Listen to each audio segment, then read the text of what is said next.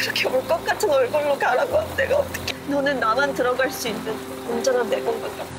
근데 밥 먹을 때도 잘 때도 너한테는 배부른 소리로 들릴 수 있겠지만 그야 나 여기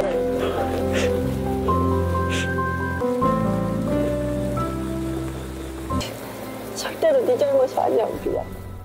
Halo semuanya, bertemu lagi bersama saya Imun. Kali ini saya akan menceritakan sebuah film romantis yang datang dari Korea Selatan.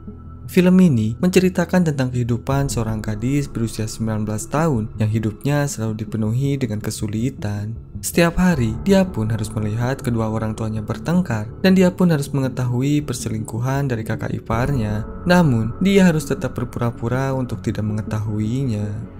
Hingga pada suatu hari, dia pun bertemu dengan seorang pria bernama Seo Woo-yu yang juga memiliki kehidupan berat dan anak dari keluarga broken home. Di pertemuan itu, Jae-young dan Woo-yu pun memutuskan untuk berteman karena mereka merasa bahwa mereka memiliki nasib yang sama dan bahkan mereka pun sampai berencana untuk menjalankan bisnis bersama agar mereka bisa mengumpulkan uang dan keluar dari rumahnya. Namun pada akhirnya, bisnis yang mereka lakukan ternyata cukup beresiko, yaitu berjualan barang-barang ilegal seperti miras kepada para siswa di sekolah-sekolah. Lalu akankah keduanya berhasil untuk menjalankan bisnis ilegal tersebut secara diam-diam tanpa ketahuan pihak sekolah? Baiklah, tanpa berlama-lama lagi, langsung saja kita masuk ke dalam alur ceritanya.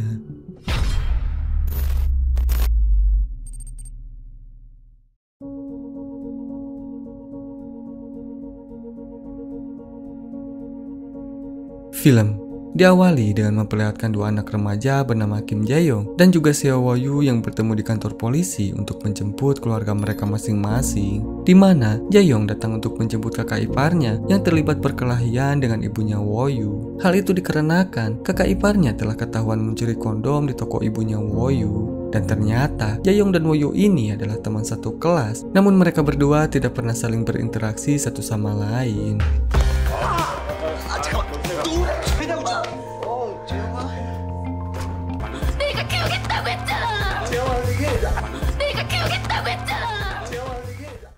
Saat itu, ibunya Woo-yu yang merupakan seorang pecandu alkohol, tiba-tiba dia pun memukul dan memarahi anaknya. Hal itu dikarenakan Woo-yu telah ketahuan menyembunyikan alkohol milik ibunya. Saat dalam perjalanan pulang, kakak ipar Jae-young yang bernama Hyun-soo pun terlihat memohon kepada Jae-young agar tidak memberitahukan mengenai kondom tersebut kepada istrinya yang sedang hamil. Dan bahkan Hyun-soo pun sampai menyogok Jae-young dengan sejumlah uang. Saat itu, Woo-yu yang tidak sengaja mendengar pembicaraan mereka pun, kemudian dia pun diperingati oleh Jae-young untuk tidak menyebarkan rumor mengenai kakak iparnya. Karena jika sampai itu terjadi, maka Jae-young akan menyebarkan fakta mengenai keluarga Woo-yu di sekolah. Di mana faktanya, ayah Woo-yu telah pergi meninggalkan rumah dan ibunya merupakan seorang pecandu alkohol. Sesampainya di rumah, Jae-young kemudian makan malam bersama dengan ibunya. Namun, rasa kesalnya pun kembali tersulut ketika sang ibu menyuruhnya untuk memanggilkan Hyun-soo dan juga kakaknya untuk bergabung makan malam. Sehingga, Jae-young pun sempat melontarkan beberapa kata-kata kasar kepada kakak iparnya. Mendengar hal itu, sang kakak pun langsung memukul Jae-young karena dia telah bersikap tidak sopan kepada suaminya.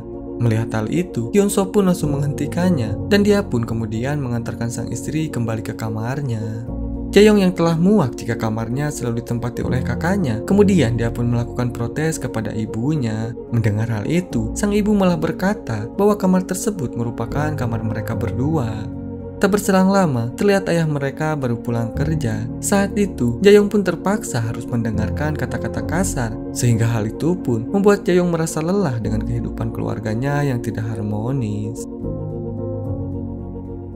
Di keesokan harinya saat di sekolah, pacar Jae-young yang bernama Tae-jong pun terlihat meminta Woo-yu untuk bertukar tempat di jam pelajaran selanjutnya agar Tae-jong bisa duduk berdekatan dengan Jae-young. Dan ketika pelajaran dimulai, Woo-yu pun tidak sengaja melihat kertas milik Jae-young yang bertuliskan bahwa dia ingin berhenti bersekolah. Saat itu, Pak Guru yang menghampiri Woo-yu pun tiba-tiba dia pun langsung memarahinya karena Pak Guru melihat ada beberapa rokok yang tergeletak di dekatnya. Mengetahui hal itu, Jae-young pun terlihat sangat panik karena dia takut jika Woo-yu akan memberitahu Pak Guru bahwa rokok tersebut adalah miliknya. Namun untungnya, Woo-yu hanya terdiam tanpa memberikan respon apapun. 성욱이요. 가방 꺼내. 우리 반에 저런 애도 있었냐? 이게 쩐다. 가방 꺼내. 너 미쳤어?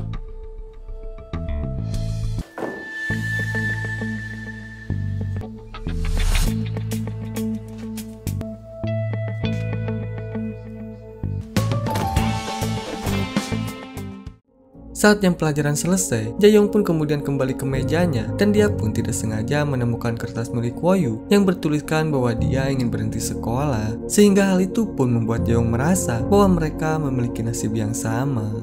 Di sisi lain, terlihat Woyu yang sedang dipanggil oleh Pak Guru. Akhirnya dia pun diberi hukuman untuk melakukan pekerjaan sukarela. Dan sebelum kembali ke kelas, Pak Guru pun sempat bertanya dari mana Woyu mendapatkan rokok tersebut. Namun bukannya berkata jujur, Woyu malah menjawab bahwa dia mendapatkan rokok tersebut di toko milik orang tuanya. Jaeyoung yang menguping pembicaraan mereka pun, kini dia pun hanya bisa terdiam karena dia merasa tidak percaya jika Woyu akan terus melindunginya.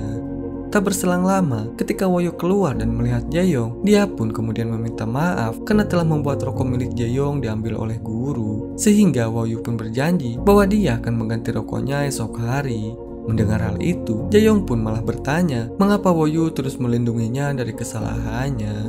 Mendengar hal itu pun, Woyu pun kemudian menjawab bahwa dia takut jika Jaeyoung akan menyebarkan rumor mengenai keluarganya. Mendengar hal itu, Jaeyoung yang merasa bersalah pun, kemudian dia pun meminta maaf karena telah berani mengganggu keluarganya. Di malam harinya, Jaeyoung pun terlihat datang menemui Woyu untuk mengajaknya bekerja sama dalam menjual rokok dan juga alkohol kepada anak-anak sekolah. Jaeyoung pun kemudian memberitahu bahwa alasan dia melakukan perdagangan ilegal ini karena dia ingin menghasilkan banyak uang dan pergi meninggalkan keluarganya. Sebab Jaeyoung sudah merasa muak jika harus tetap hidup bersama keluarga yang tidak harmonis. Pada awalnya Woyu pun menolak, namun setelah mendapatkan kata-kata kasar dari ibunya, Woyu pun akhirnya memutuskan untuk menerima tawaran tersebut. 야 멍청아, 그게 도와준 거냐? 빨리 이러다가 우리 둘 다 붙잡혀. 근데 여긴 왜 왔냐? 아까는 이런 거 안 한다.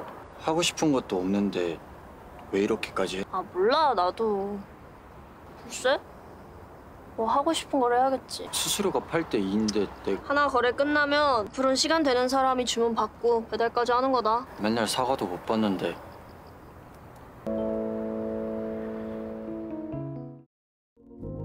Di keesokan harinya, Jaeyoung dan Woyu pun langsung menjalankan misi mereka di sekolah, di mana mereka pun melakukan pengiriman barang ilegal tersebut melalui loker yang tidak terdapat CCTV, sehingga hal itu pun membuat misi mereka berjalan dengan lancar. 야 이게 배달앱이냐? 뭐 총알 배송하게? 배달은 스피드가 생명 아니야? 가장 중요한 거. 입금한 지 최소 30대 입금 확인은 필수다. 무조건 인증샷부터. 모든 과정은 비대면. 우리가 사물함을 배정해주면 걔한테 알려줘야 하지 않을까? 그걸 우리가 왜 알려? 근데 콘돔 알려줬어야지. 하여간에 K교육은 이래서 문제. 이 정도면 대충 업무 파악은 됐. 뭐 우리야 호구 잡고 개이득이지만 우리 슬슬 다음 진도를 좀 나와볼까. Di hari berikutnya, Jaeyoung pun mengajak Woyu untuk saling bertukar formulir mengenai penghentian sekolah mereka. Jaeyoung pun kemudian menjelaskan bahwa hal tersebut sengaja dilakukan sebagai bentuk jaminan agar mereka tidak pernah saling berkhianat. Saat itu, Woyu pun mulai merasa cemburu ketika melihat Taejong yang datang untuk menjemput Jaeyoung. Namun Woyu tidak bisa berbuat apa-apa karena dia sadar bahwa hubungannya bersama dengan Jaeyoung hanya sebatas teman.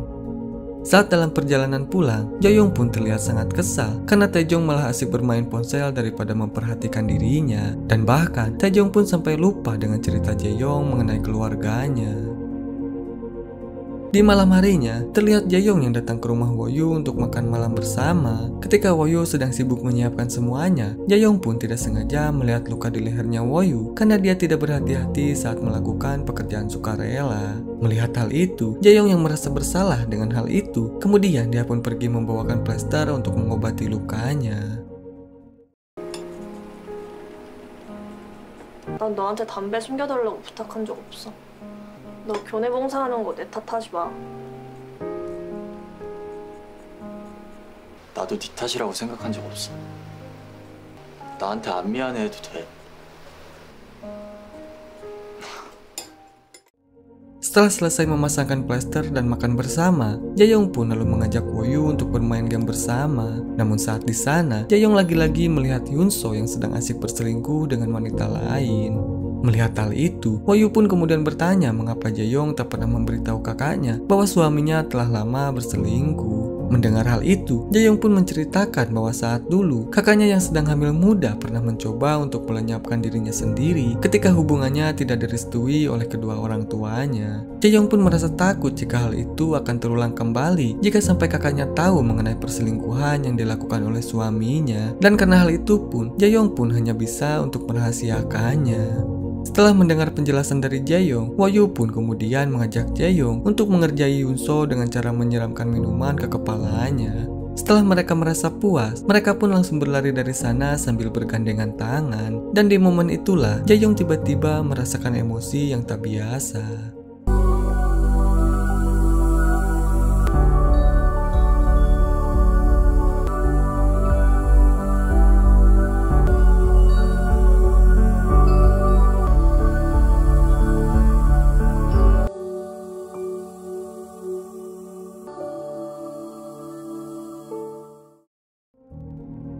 Di keesokan harinya, Woyu dan Jaeyoung pun yang sedang mengobrol bersama, mereka pun tidak sengaja mendengar pengakuan cinta dari seorang siswa bernama Jinwo kepada wanita yang disukainya. Namun, ketika Jinwo menunjukkan kondom yang dibelinya dari Jaeyoung, wanita itu pun langsung merasa ilfil dan kemudian dia pun menolak cintanya secara mentah-mentah. Di malam harinya, Jinwo pun menghubungi Jaeyoung untuk meminta pengembalian dana karena dia merasa rugi telah membeli kondom tersebut. Namun Jaeyoung langsung menolaknya dan dia pun langsung memblokir kontaknya Jinwo. Di sisi lain, Woyu yang merasa muak dengan perilaku ibunya, kini dia pun memutuskan untuk menentangnya.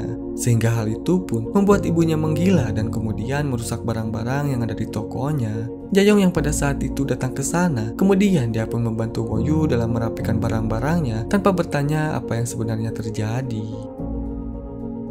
Di keesokan harinya, para murid terlihat sedang melakukan kunjungan lapangan ke sebuah tempat. Namun, Jaeyoung memutuskan untuk tidak ikut karena dia tahu bahwa Woyu juga pasti tidak ikut. Dan saat di kelas, Jaeyoung pun tiba-tiba membahas tentang berang-berang yang selalu berpegangan tangan ketika tidur di air, di mana tujuannya agar mereka tidak hanyut saat diterpa ombak. Padahal, jika ombaknya datang terlalu kuat, maka berang-berang pun tidak akan kuat dan akan tetap hanyut. Mendengar hal itu, Woyu pun kemudian menjawab bahwa berang-berang tersebut tidak akan pernah takut jika diterpa ombak, karena sejatinya mereka tidak akan pernah sendirian. Setelah itu, Jaeyoung pun kemudian mengajak Woyu untuk melakukan kunjungan lapangan versi mereka sendiri, di mana mereka hanya mengandalkan tontonan dunia luar dari laptop saja. Selain itu, Jaeyoung juga mengajak Woyu untuk membuat janji pergi ke pantai bersama saat kelulusan nanti. Saat pulang sekolah, Woyu pun terus menghubungi ibunya yang dari kemarin belum pulang ke rumah.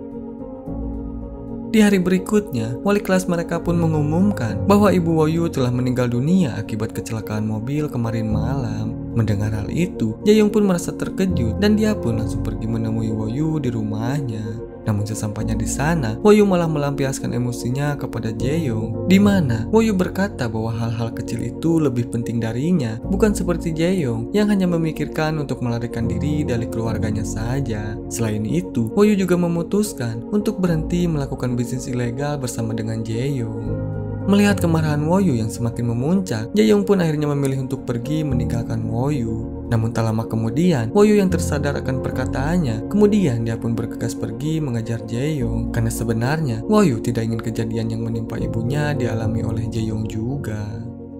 그렇게 올 것 같은 얼굴로 가라고 내가 어떻게 너는 나만 들어갈 수 있는 온전한 내 공간이야. 근데 밥 먹을 때도 잘 때도 너한테는 배부른 소리로 들릴 수 있겠지만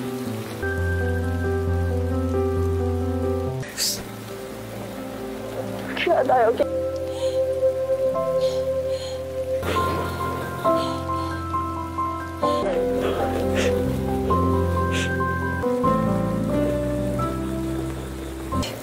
절대로 네 잘못이 아니야 우리야. 그리고 아줌마는 사고로 돌아가신 거야. 근데 너 몸이 왜 이렇게 차가워? Di keesokan harinya, Woyu pun akhirnya bisa menyimpan abu ibunya dengan layak setelah dia mendapatkan bantuan dana dari Jaeyoung. Sehingga hal itu pun membuat Woyu senang dan dia pun benar-benar berterima kasih kepada Jaeyoung. Saat itu, ketika Jaeyoung sedang menggenggam tangannya Woyu, tanpa mereka sadari, Taejong berada di sana dan dia pun sedang memotret mereka dari kejauhan. Saat di rumah, Woyu yang sedang mengemasi barang-barang di tokonya, dia pun tiba-tiba mendapatkan pesan dari pelanggan yang ingin membeli beberapa barang ilegal darinya. Pada awalnya, Woyu pun menolak karena dia sudah tidak menjalankan bisnisnya lagi. Namun, saat dia teringat dengan kebaikannya Jaeyoung, Woyu pun akhirnya memutuskan untuk menerimanya. Hal itu dia lakukan karena dia ingin mengganti biaya penyimpanan abu ibunya kepada Jaeyoung. Dan ternyata pelanggan yang telah memesan barang ilegal kepada Woyu itu adalah Jinwoo. Dia sengaja menjebak Woyu karena dia ingin mengetahui sosok penjual yang tidak menerima pengembalian dana tempo hari. Di hari berikutnya, Jaeyoung yang baru datang ke sekolah pun tiba-tiba dia pun dikejutkan dengan berita mengenai foto dirinya dan Woyu yang tersebar di media sosial.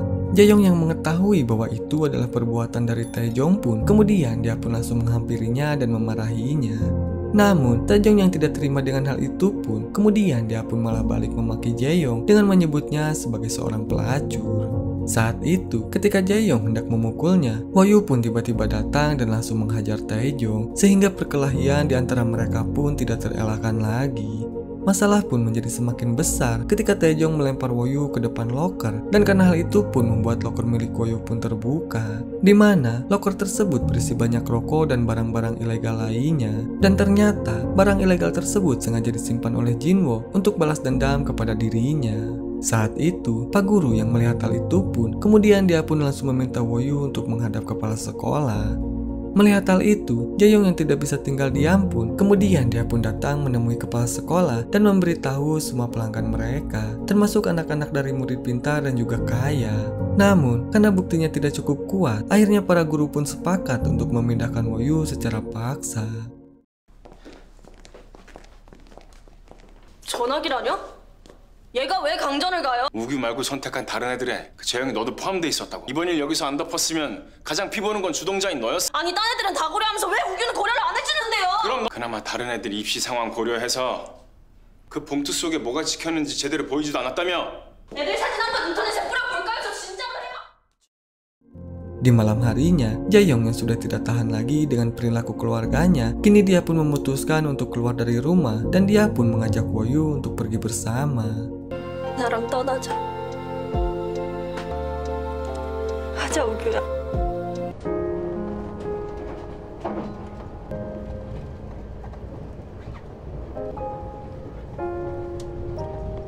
나 거의 다 도착했어. 응.